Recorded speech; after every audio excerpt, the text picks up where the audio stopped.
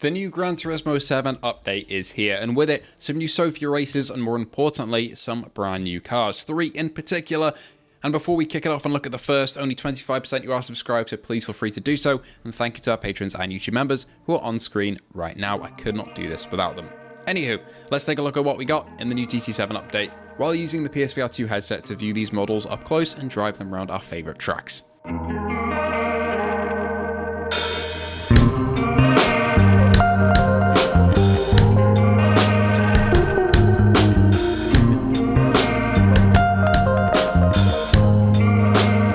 First and foremost, the most unexpected car of the lot.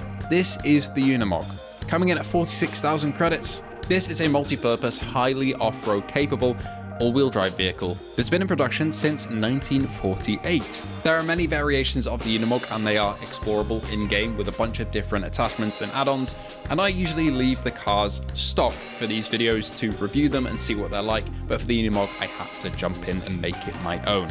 Coming in at the lowest PP of any car in the entire game, around 32, which is absolutely crazy. It can be done up to around 400 or so if you spec it out completely, but ultimately this absolute behemoth of a car is meant for silly fun. I think I'm going to have some great races online with friends with this one, and it's not a serious vehicle, and I think taking it off-roading is going to be a very immersive experience. I just wish we had some sort of environment on GT7 to drive these in freely that's not a track, just to take them off-road, mud runner style.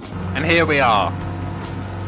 This is the Unimog, and usually I would leave these cars completely standard, just to take a look at them at how they are, and I've done the same with the next 2 cars in this video, but for now I decided to do a little bit of work to the Unimog. We have some racing tyres on and a little bit of weight reduction, new brakes, because this thing goes so fast. As you can see, we need good brake discs and good brake pads.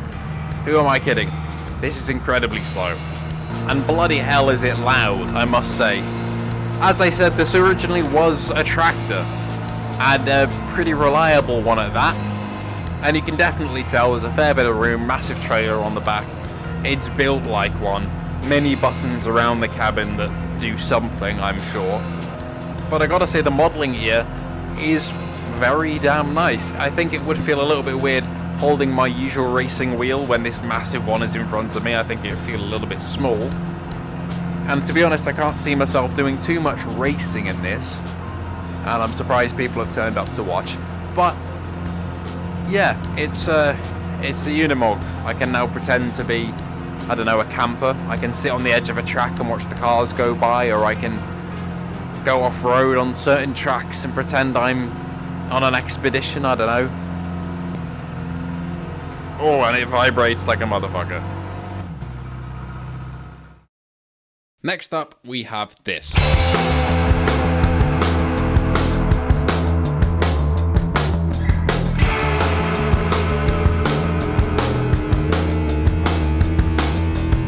This is the Peugeot 205 GTI, and this is the most expensive car of the update.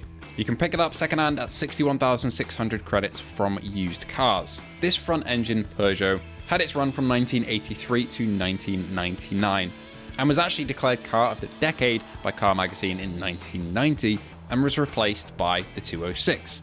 The car clearly has the classic Peugeot style, and this styling is echoed throughout all of the other Peugeot cars after the 205 launched. We're having the classic 205 here, but there are a load of variations like the 205F, the 205 Turbo, and the 205 XAD. Its legacy is cemented, and a lot of people are very happy that it's in the game, including me.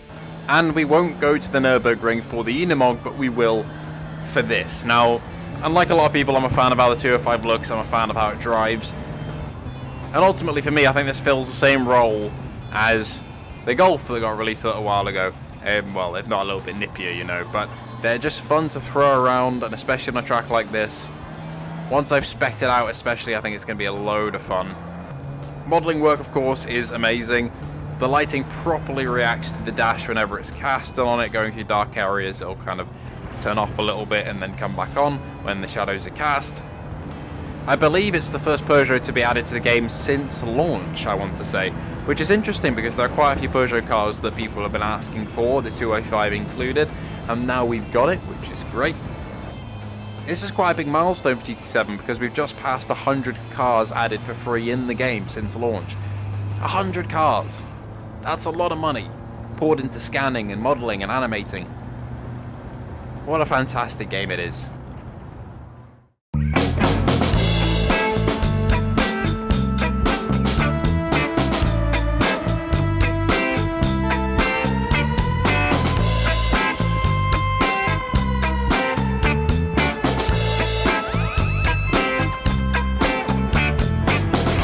Finally, we have the BMW Z4. This is the final car in the list, and it comes in at about 44,600 credits if you buy it through used cars, but you can also pick it up at Brand Central for 60k. If you want to get it on the cheap, go to used cars because it will be there for a little while before it rotates out, and who knows when it will be back, leaving you only to buy it from Brand Central. And the Z4 means this update is probably the cheapest that we've ever had, but it's by no means a boring car. This 6-cylinder roadster can give a lot of horsepower, and it's genuinely a lot of fun on the track. The modelling inside is great, it feels quite eager and nice to drive, and overall is a good car to round off this update. And here we are in Sardinia with the BMW. This is probably my most anticipated, well, hotly anticipated car of the update. And immediately what strikes me here is the driving position, because Polyphony do a very intentional thing with some of the driving positions by putting you further up or further back, and this is a lot more relaxed than the other driving positions on the cars in this update. For example, the Unimog is very close to the wheel because, you know, you would be.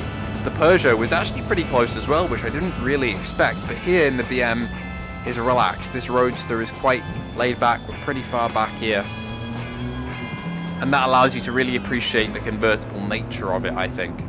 And if you get a convertible like this BM in the game, the best place to test it out is Sardinia. I mean, look at the windmills here.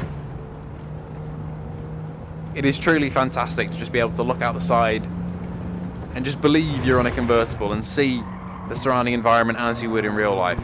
Seriously cool stuff.